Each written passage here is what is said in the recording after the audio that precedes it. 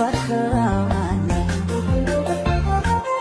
وهي منكراري إمي ماني لكوروبسي لكوروبسي ጥቁር ቀን ሰኔ 22 2012 ምሽት ላይ አስደንጋጭ ዜና ተሰማ። በኢትዮጵያ የአፋን ኦሮሞ ሙዚቃ ታሪክ ውስጥ ገና በአፍላ ዕድሜው ከፍተኛ ተወዳጅነትንና ዝናን የተጎናጸፈው የቁርጥ ቀን ልጅ ሃጫሉ ሁንዴሳ ገና በ36 ዓመት ዕድሜው በግፈኞች ሕይወቱን ተነጠቀ።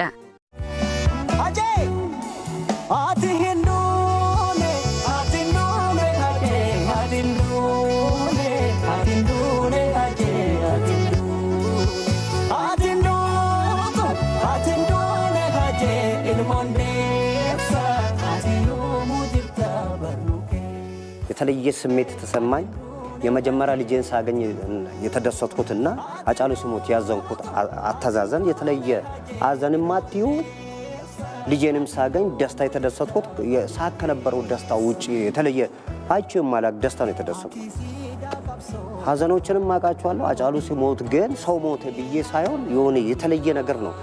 እስካሁን ወይ አዘናቲው ምናቲው ምንም አልገባኝ እና በጣም አሁን እንዴት አድርገን ወደ ውስጣችን ልጆን እንዳስገባ ነውና ሞቷል ብዬ ማመን ያቅተኛል።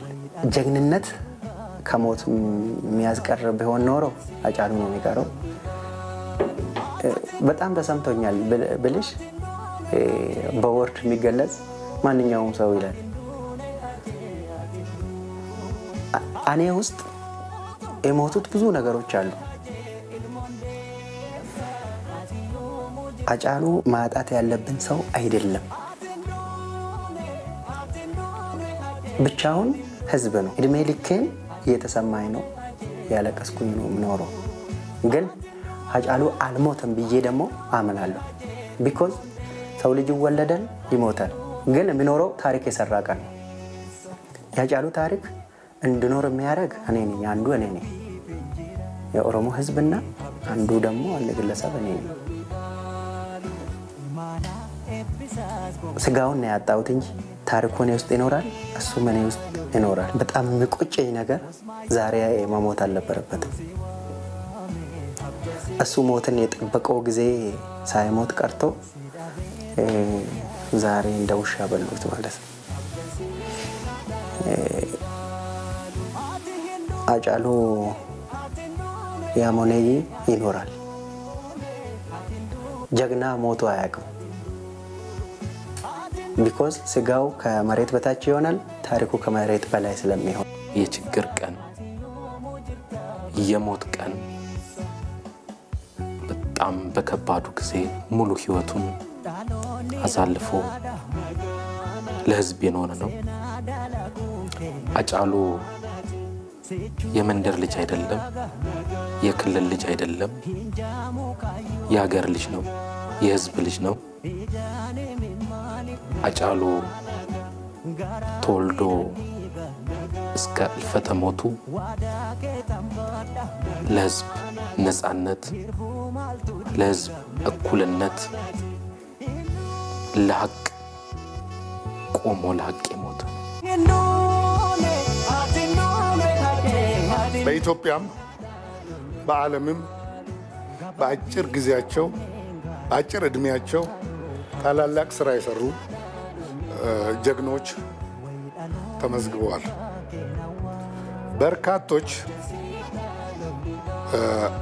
በታደሉት ተሰጥኦ ለህዝብ ያላቸው ፍቅር፣ ለታደሉት ሙያ ባላቸው ክብር ብዙ ስራ ሰርተው ለህዝብ ራሳቸውን ሰውተው ቀንከሌን ሰርቶ አሟጦ ሰርቶ ይሄዱ በርካታ ሰዎች በታሪክ ውስጥ አሉ። ሌላውን ነው በአርቱ በኩል እንውሰድ። አሁን ከአመታት በፊት ላኪ ዱቤ የሚባል የደቡብ አፍሪካ አርቲስት ቤቱ ድረስ ጆሃንስበርግ ቤቱ ድረስ ሄደው ዘራፊዎች በዓለም የታወቀ የሬጌ አቀንቃኝ አገረውን ያሳወቀ ታላቅ ሰው ህዝቡን አሳጡት። ያ ሰውዬ ግን አሁንም አለ፣ ስራው የማይሞት ነው። ቦብ ማርሌ ሙዚክ በ37 ዓመቱ ነው ያረፈው። በ37 ዓመቱ አርፎ ነገር ግን በ300 ዓመትም በ500 ዓመትም የማይሞት ስራ ነው የሰራው። እንዳውም ከሞተ በኋላ የበለጠ እየደመቀ ነው የሄደው እና ሃጫሉ በአጭር እድሜው የማይሞት የማያረጅ ሁሌም እየደመቀ የሚሄድ ስራ ሰርቶ የጥበብ ስራ ሰርቶ ያለፈ በእያንዳንዳችን ልብ ውስጥ የራሱን ቤት ሰርቶ በእኛ ብቻ ሳይሆን ለልጅ ልጆቻችን የሚተላለፍ ስራ በመላ ህዝብ አእምሮና ልብ ውስጥ ራሱን አስቀምጦ የሄደ ሰው ነው። የማይሞት ሁሌም የሚዘከር ሁሌም የሚወደስ የሚወደድ ሰው ነው። አልመታም ገነማ ሃጫሉን ወንዴሳ አትንዱ ዱኬሳ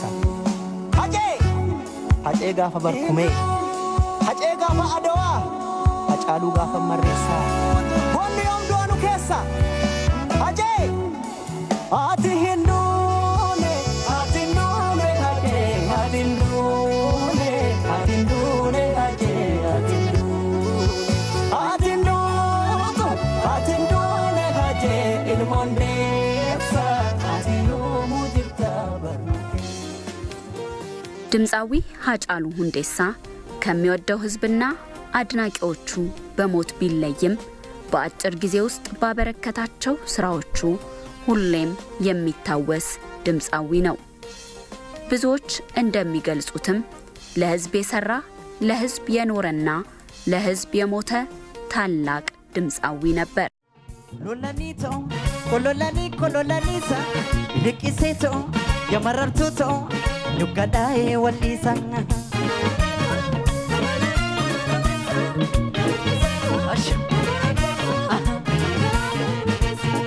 ዛሬ ካሉት ከሚታወቁት ጥሩ ስራ ከሰሩት የማይሞት ስራ ፈጽመው በህዝብ ልብ ውስጥ ከገቡት ምርጥ የአፋን ኦሮሞ አርቲስቶች ግንባር ቀደሙ ነው። ሃጫሉ የኦሮሞ ህዝብ የነጻነትና የመብት ተሟጋች የነጻነት አርበኛ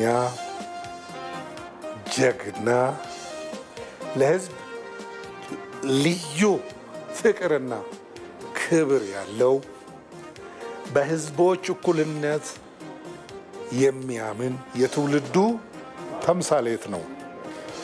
ይሄ ሰው አጭር እድሜውን ለትልልቅ ቁም ነገር የተጠቀመ አሟጦ የሰራ ከእድሜው በላይ የሚቆይ ዘላለማዊ ህያው የሆነ ነገር የሰራ የህዝብ ባለውለታ ነው። እንግዲህ ሃጫሉ በ36 ዓመት ነው እዚህ ምድር ላይ የኖረው። አርቲስት የህዝብ መስታወት ነው የሚባለው። ህዝብ ሲቸገር፣ ህዝብ ከተራበ ያው ህዝብ የሆነውን ነገር ማንጸባረቅ ነው። ያንን ካደረገ ነው በህዝብ የሚወደደው። ብዙ ጊዜ አርቲስቶች ራሳቸውን ፈጥረው የራሳቸውን ስሜት አይደለም የሚያቀርቡት። ህዝቡ የሆነውን ነገር ይወስዱና ወደ ህዝቡ ይመልሳሉ። ያኔ ተወዳጅ ይሆናሉ። በአፍሪካ ብቻም ሳይሆን በጥቁር ህዝቦች በጣም ትልቅ ስም ላይ ቁጭ ያሉ ሰዎች ለህዝብ ነጻነት የዘፈኑ አርቲስቶች ናቸው። ምክንያቱም የጥቁር ህዝብ ችግር የነጻነት ችግር ነው። የአፍሪካ ችግርም የኢትዮጵያ ችግርም የኦሮሞ ችግርም የነጻነት ችግር ነው በዋናነቱ። ብዙ አርቲስቶች አይደፍሩም እንደዚህ አይነት ነገር። ሃጫሉ ፕሮፌሽናል አርቲስት ነው የሚያስብለው። ግጥሞቹን ማቅረብ ብቻ አይደለም የፍቅር የተለያዩ ባህሪዎችን ማቅረብ ብቻ ሳይሆን የተለያዩ ካራክተሮችን ማቅረብ ብቻ ሳይሆን ያ የሚያቀርባቸው ነገር ትክክል ነው የሚያስቀምጠው ያልነካካቸው በዚህ አጭር ጊዜ ውስጥ 2 አልበሞች ነው ያሉት በዛ ውስጥ ህዝቡ የህዝቡን ችግር ያላላቸው ነገር የለም ህዝቡ የሚያሳልፈው ማብራዊ ነገሩ የኑሮ ሁኔታው ሁሉንም ነገር ነካክቶታል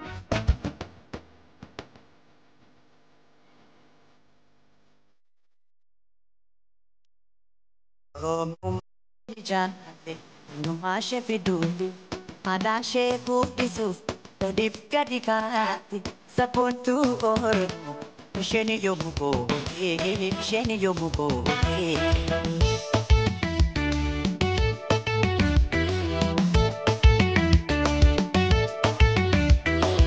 avan shemi daga kushina sotu oromu mashe yomukitido Aleni shejate karan janatan tu nidarani janatan tu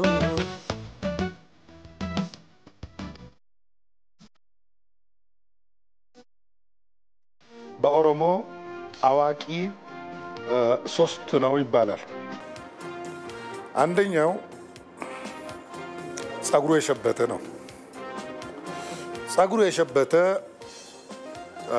በመቆየት በህይወት ውስጥ በመኖር ያካበቶ የሆነ ዕውቀት አለ ልምድ አለ ስለዚህ ያ ዕውቀት አለው የሆነ ነገር እና አትናቀው ሁለተኛ ይላል ልቡ የሸበተ ነው ልቡ የሸበተ ስታዩ ልጅ ነው ህፃን ነው ነገር ግን ጌታ ዕውቀት የሰጠው የተለየ ተሰጦ የሰጠው ስለሆነ ልጅ ነው ብላትናቀው አዋቂ ነውና ሶስተኛው እግሩ የሸበተ ነው ይላል እግሩ የሸበተ ኤክስፒሪየንስድ ማለት ነው በተለያዩ ቦታዎች ውላል ከአባቶች ጋር ውላል በተለያዩ አውደ ስራዎች ላይ ውላል ብዙ ቦታ ያየ በማየት በመንቀሳቀስ ልምድ ያካበተ ነውና እሱንም በአካሉ ትንሽ ቢሆንም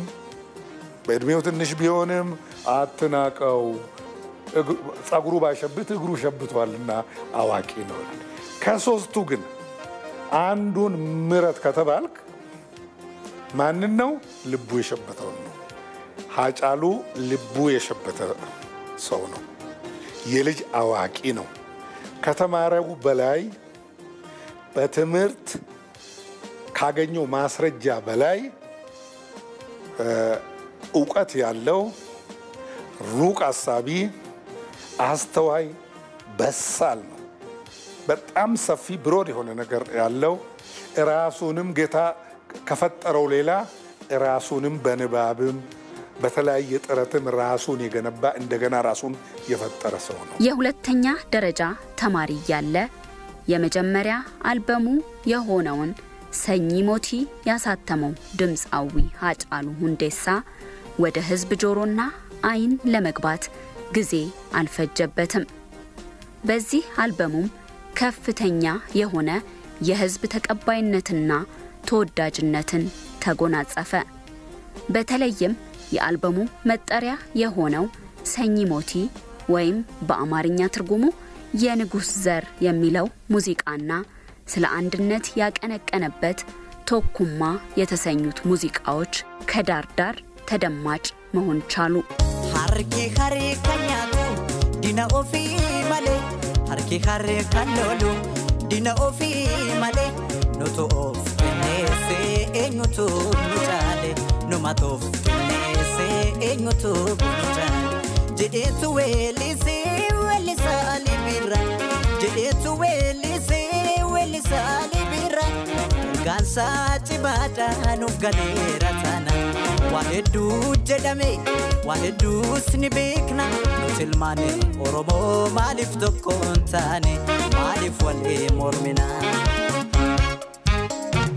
tokuma tokuma tokuma tokuma ya ilmani oromo tokuma uma tokumani kumna tokuma ሙዚቃ በሙዚቃ ውስጥ ስቴፕ ባይ ስቴፕ እስከ ዛሬ ድረስ ያለውን ነገር ከመነሻው ሲገልጽ ነበር አጫሉ።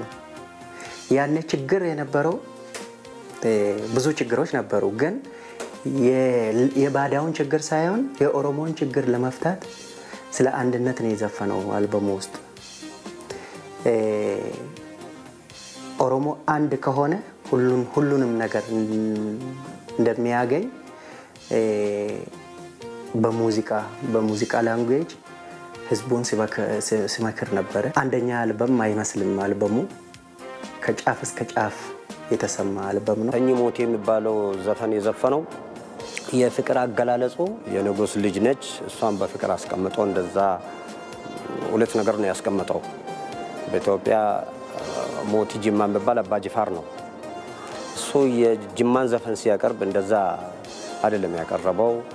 አባ ጅፋርን አልጠራም፣ የሳቸውንም ልጅ አልጠራም።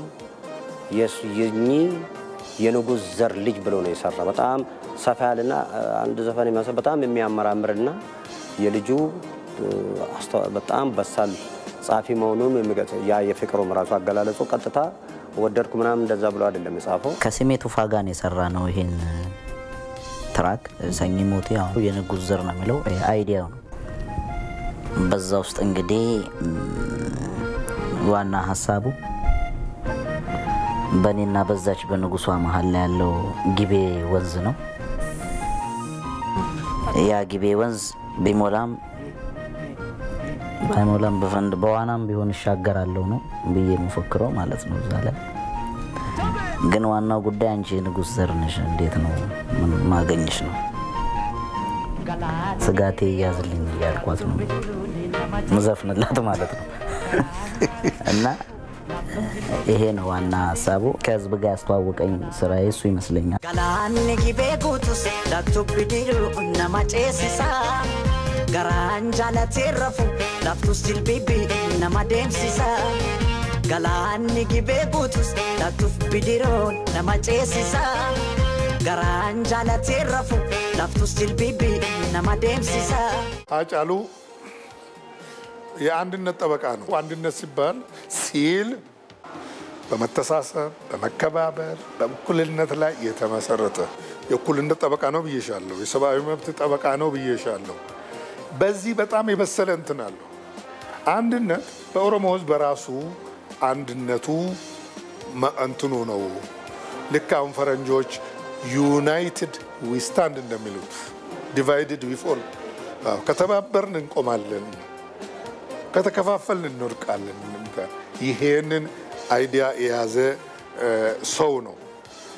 ህዝቦች አብሮ በመኖር ደግሞ በጋራ አገር ግንባታ ላይ ደግሞ አንድ መሆን አለባቸው ሲል በእኩልነትን፣ በጋራ ተጠቃሚነትን፣ መከባበርን የያዘ የሚያሰባስበን የሚያገናኘን ነገር ላይ መምጣት አለብን ብሎ ነው የሚያስበው። ሰው በአንድ ላይ ቢሆን ትልቅ እንደሚሆን ያውቃል።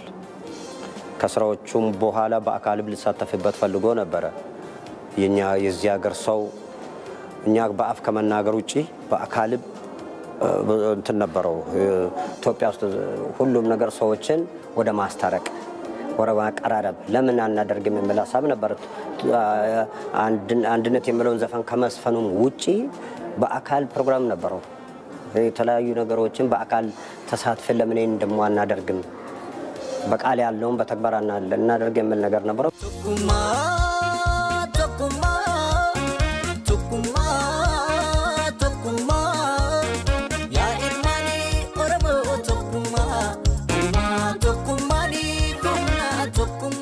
ለረጅም ጊዜ ከሙዚቃው ዓለም ቢርቅም ተመልሶ ለሁለተኛ አልበሙ ሙሉ ጊዜውን ሰጠ። የሙዚቃ ስራዎቹን ቅድመ ዝግጅት ካጠናቀቀ በኋላም አሳታሚ ፍለጋ የቻለውን ያህል ቢሞክርም ሊሳካለት አልቻለም። በዚህ ተስፋ ሳይቆርጥ ኮንሰርት ሊያዘጋጅ በሄደበት ዋኤ ኬኛ የተሰኘውን አልበሙን በአሜሪካን ሀገር አሳተመ። አኑቱ ማንስቴ ማጀዱ ከኖርማታቴ ማልጎዱ ሀርዳ ቦሬት ከነፊዴ si male kuno har'as amma si didee.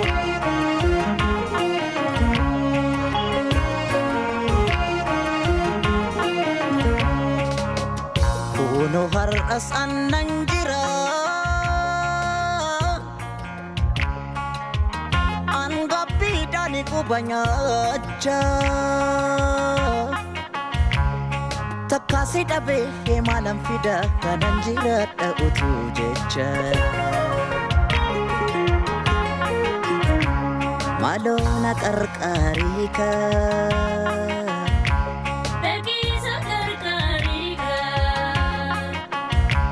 Maaloo na qarqaarii ka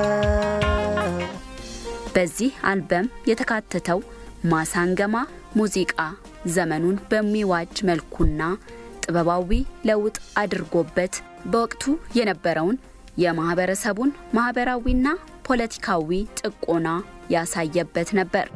ሁለተኛው አሜሪካን ሀገር ነው የለቀኩት ዋይ ኬኛ ይላል። ኢትዮጵያ ውስጥ just በኮንትሮባንድ መልኩ ነው የገባው እንጂ አስቸጋሪ ነበር እዚህ ሀገር ስፔሻሊ በአፋን ኦሮሞ አልበማችንን የሚቀበለን ሙዚቃ ቤት ተማልነበረም ትንሽ ቻሌንጅ ነበረው። እኔ ወደ ውጭ መውጣት እድሉን ሳገኝ እዛ ሄጄ ነው ሲዲውን ዲስትሪቢዩት ያደረኩት ማለት ነው። ዋይ ኬኛ ይሰኛል። አጫሉ ለአልበሙ ስፖንሰር ጠይቆ ያቅ አጫሉ አልበሙን ሲያወጣ ተመችቶት አልነበረም። የኢኮኖሚ ችግር ነበር። የህዝቡ ትግል ችግር ነበር። በእንደዚህ አይነት ሁኔታ ውስጥ አልፎ ነው አልበሙን የሰራው። አሁን ወሰኑ ዲዶ ዘፈናቸው ነገሮች እንዳልሽው የወቅቱን ሁኔታ የሚገልጹ ናቸው። ነገር ግን ያ ነገር ወሰኑን እንደዛ ያሰኙት ማሳንገማ ለፈንባቱ ተልባ ፈጫፈተታቲ አለ ተኮታኤ ተኮኛቱ ወልገገላፈተታቲ አለ እንደ አንዱ ተጠቃሚ አንዱ በይ አንዱ ተመልካች ከሆን አብሮ መኖር አይቻልም ነው። ይሄን ሁኔታ እሱ መቼ ነው ዘፈነው? እንግዲህ የልብ ትርታን የሚያዳምጥ ሰው ነው። ይሄ እንትን አለው። ይሄ ሰውዬ ሃጫሉ በጣም ከብዙዎች የምንለየው እኔ ማግኔቲክ አትራክሽን አለው። ማግኔቲክ እንደ ማግኔት ሰው ይመሳል። እሱ በቆመበት ቦታ ሰው ሁሉ በቃ የሆነ ነገር የደስታ ነገር ይወርዋል። የሆነ ማንነት ይሰማዋል። በቃ ሌላው የሚፈራው ደግሞ በጣም ይንቀጠቀጣል። እሱም ባየ ቁጥር እንደ አውሬም ያያዋል። በጣም ድምጽ የሚተላለፍ መልእክት ይዞ ስለ ሰራ ይሄ ሰው ሕያው ሆነ፣ ታላቅ ሆነ። የታላላቆቹን ከሱ በፊት ስንት ጊዜ የሰሩትን በጥበብ ውስጥ የኖሩትን ሰዎች አንጋፋነት ወረሰ። በራሱ ህዝብ አወረሰው። አለፈንባቱ ተልባ ፈጫፈተታቲ ተኮዱኤ ተኮንታው ወልገገላፈተታቲ ይሄ ማለት ምናልባት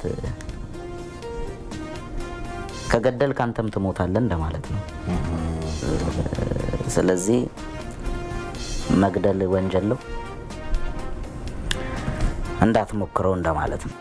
በተለያየ ወቅት ባደረጋቸው ቃለ መጠይቆች ስለ እኩልነትና በጋራ መኖር ላይ የተመሰረተች ኢትዮጵያን የማየት ሐሳብ የሚያራምደው ይህ ድምጻዊ የሀገር ፍቅር ስሜቱን የሚያሳዩ የተለያዩ መድረኮች ተፈጥረው ነበር። ከነዚህ መካከል ብዙ ጊዜ ሰው አጫሉ ሚሌኒየም አዳራሽ ያደነቁት ብዙ ቦታ እንደዚህ አይነት የስራ ብዙ ዓለማትን ዞሮ ሰርቶታል። ዘፈን ቪዲዮዎቹን ብዙ ሰው አላገኘውም እንጂ አታግሏል። እንደዚህ መድረኮች የሚዘጋጁት በሆነ ጉዳይ ነው። ሚሌኒየም አዳራሽ አጋጣሚ የተከሰተው መንግስት በሚያዘጋጀው መድረክ ላይ እንደዚህ አይነት ጠንካራ ስራዎች ሲቀርቡ አዲስ አበባ ውስጥ የመጀመሪያ ስለሆነ ነው። ተጽዕኖ የሚያደርጉት በጣት የሚቆጠሩ እንኳን ህዝቡን ራሳቸው ድርጅቱ አብሮ ያሉትን ሰዎች በክንዳቸው ጨፍልቀው ከላይ ግን በስማቸው ሲያወሩ የነበሩ ሰዎች ስለነበሩ እነኛ እዛ ላይ የተቀመጡ ሰዎች አጫሉ የሚለውን ሐሳብ ሼር ያደርጋሉ ብሎ የጠበቀ ሰው አልነበረም። በኋላ ነው የታወቀው። ምናልባት እንግዲህ አጫሉ ከሰዎቹ ጋር አይታወቅም። ለሰው ግን ሲታይ ከፊት ለፊት የሚያዩ ሰዎችና አጫሉ የሚነግራቸው ሰዎች ተቃራኒ የሚመስሉ ለሰው ሰው ሐሳብ ውስጥ እንዲገባ ያደረገው ያ ነው። ከኦሮሞ ሕዝብ መብት አንጻር ለሕዝብ ያለው ፍቅር ደግሞ ታጋይ ሲባል ዝም ብሎ ብዙ ታጋይ ሲባል አሁን በስቷል። እንደሱ አይነት ጀግና ማግኘት ግን በጣም ይከብዳል። በተለይ ከአገራችን እኔ በእድሜ ከዛ በፊትም እኔ ሊሞግቱኝ ይችላሉ። በኢትዮጵያ ታሪክ እሳት ፊት ቆሞ ጠመንጃ ፊት ቆሞ አውሬ ፊት ቆሞ ለህዝብ መብት ሚሊዮን አዳራሽ የኦሮሞ ህዝብ በግፈኞች ከሶማሌ ክልል ተፈናቅለው ከባሌ በባሌ ቤትኝ ጦርነት ተፈርዶበት በክራይ ሰብሳቢ ኮንትሮባንዲስት ጄኔራሎችና የአብዲ ኢሌ ጥምረት ግፍ በተሰራበት ሰዓት የተፈናቀለውን ህዝብ አይቶ አንብቶ ከዛ በታደለው የግጥም እና ዜማ ችሎታ በፍጥነት ሰርቶ ሚሊኒየም አዳራሽ ትልቅ በዓል አዘጋጅተን ባዘጋጀን እኔም በዝግጅቱ ውስጥ በአመራር ደረጃ ነበርኩና አስታውሳለሁ። ያ ሰው ጊዜው በጣም መጥፎ ነው፣ አስቸጋሪ ነው፣ የትግል ጊዜ ነው። ነገር ግን ሃጫሉ ቀስበል ረጋበል አደጋም ሊደርስ ይችላል ምናምን ሁሉ ብየዋለሁ። 3 ቀን ልምምድ በነበረበት ሰዓት እሺ አለኝ። ነገር ግን መድረክ ላይ ስለወጣ እዚህው ላይ መሞት አለብኝ ለህዝቤ የህዝቤን ግፍ የተሰራበትን ግፍ መግለጽ አለብኝ ብሎ ታላቅ ስራ የሰራ ወደር የሌለው ጀግና ነው። በዚህ እንዲህ አይነት አደጋ ሆኖ ፊት ለፊት የተንቀሳቀሰ እኔ አርቲስት በታሪክ አለ ብዬ በአማርኛውም በትግርኛውም በየትኛው ጫካ በትግል ወቅት እንትን ተደብቀ ለራስ ሰራዊት የምትዘፍነውና እዚህ ግን የታጠቀ እስከ አፍንጫው ህዝብ ስል ራሱን የሰጠ ለህይወቱ የማይሳሳ የኦሮሞ ህዝብ ታላቅ ባለውለታ ሃጫሉ ወስኖ ነው የገባ። እኔ ሁለት ህይወት አይደለም ያለኝ፣ ግን ህይወት ያለው የኦሮሞ እና የተጨከነ ህዝብ እውነት ነው። ህይወት እሱ ነው እንጂ እኔ ሁለት ህይወት የለኝም። ባልፍም ታሪኬ ይኖራል ስል ነበር ማለት ነው። ከዛም ወጥቶ አንድ ቀን ብኖርም ብሞትም ዱሮም እውነትን ነው የሚያስቀድመው እንጂ እዚህ ጋር እንደዚህ ያረጉኛል፣ እንደዚህ ያስሩኛል፣ ይገሉኛል ብሎ ፈርቶ አያውቅም። በፍርሃት ያደገም ልጅ አይደለም። ሙሉ ሃጫሉን የሚፈራ ሰው አይደለም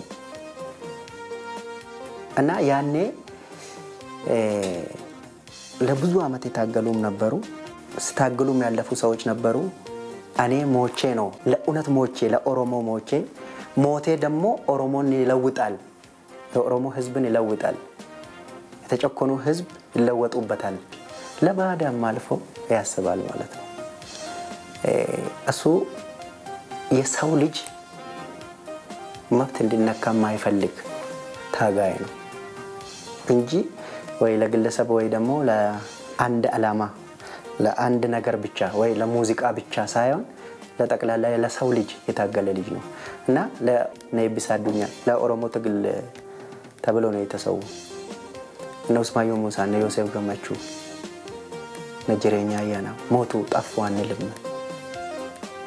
ቢኮዝ ከወንበርም ወርቆ ሰው ይሞታል እኮ ለአገር ለወገን መሞት ሞት አይደለም ብሎ የሚታገል አርቲስት ነበር። ሃጫሉ እንደዛሬ የድል አጥበኞች ሳይበዙ የተገብቷል ጎመን በጤና ብሎ ህይወቱን ሳይሳሳ ፍለፊት ኦሞ ህይወትን ዝቅ ያደረገና ያወረደ ጀግና ነው። ያ መድረክ የተዘጋጀው ከሶማሌ ክልል ለተፈናቀሉ ለኦሮሞ ሶሳይቲ ነው። ጥሪ ተደረገልኝ። ላይቭ ባይተላለፍ ኖሮ ያን ስራ አልሰራም ነበር። እኔ በተደጋጋሚ ጥሪውን ላቀረቡልኝ ሰዎች ላይቭ እንደሚተላለፍ ያሰለነበረብኝ ምክንያቱም እንደ ፖለቲከኛ አይደለም እንደ ዜጋ ብቻ ደግሞ ሳይሆን ወረድስቲ እንደ አንድ የኦሮሞ ተወላጅ በእኔ ማህበረሰብ ላይ የሚደርሰው ነገር እጅግ በጣም ዘግናኝ እኔ ወደ ሐረር ስመላለስ ነበር።